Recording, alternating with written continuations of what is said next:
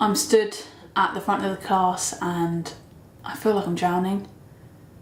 I'm staring out at them and I'm thinking, who the fuck are you lot anyway? I look at them but I can't see children, I can just see the colour of their jumpers, smudges where their faces should be. Behind me, today's date is written on the board. I'm trying to pretend I don't know what it means. It's hot and the classroom stinks and the clock's broken and the work stuck up on the walls is old and the corners are coming away and the kids are screaming. I'm trying to remember why I wanted to do this in the first place.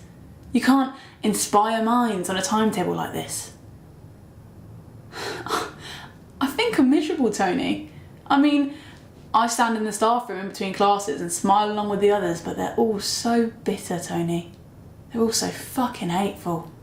30 years in the job and they hate everything about it, but it's too late for them to get a new job now, and I'm pretty sure that secretly they hope the kids will come to nothing.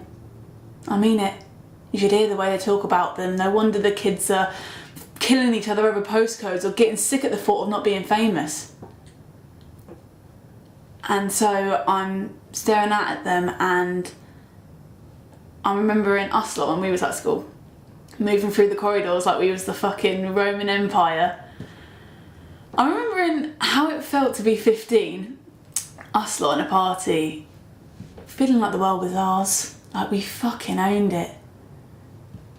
I'm remembering how we cared about each other, how we got into fights for each other and robbed Tesco's and built fires and got off our faces. It was exciting, wasn't it? It felt real. What even happened to us? We go parties now and we've got nothing to say to each other till we're fucked, and even then we spend hours talking about parties from before, things that happened to us once. We spend life retelling life and it's pointless and boring.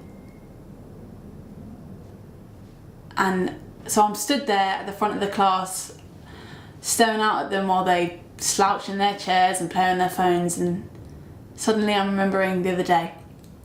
Sunlight through the window of a hot train. I'm sat there heading into town and there's a group of 10 or 15 boys on some kind of field trip with their teacher and they're wearing nice uniforms. They must have been from a private school or something.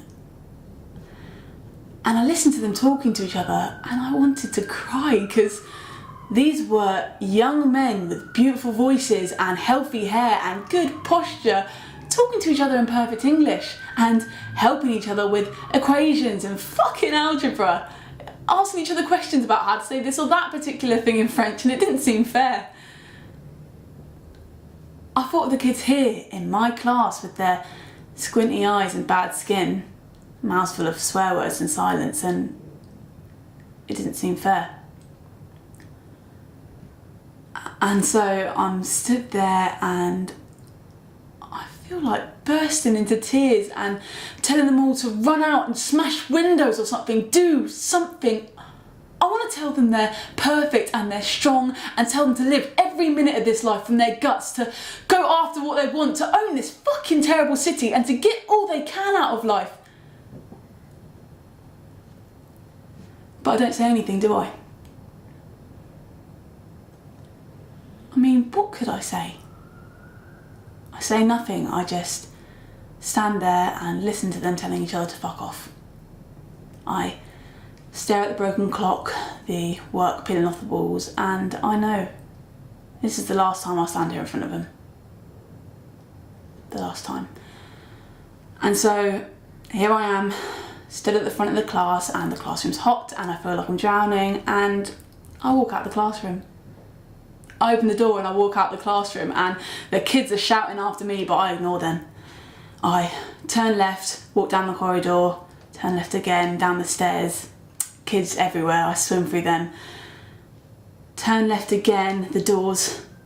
I walk through the doors, I'm in the air, I'm outside. It's raining gently, it's good. I'm walking to the bus stop. I'm leaving. I'm making a decision, I'm changing things, this is it.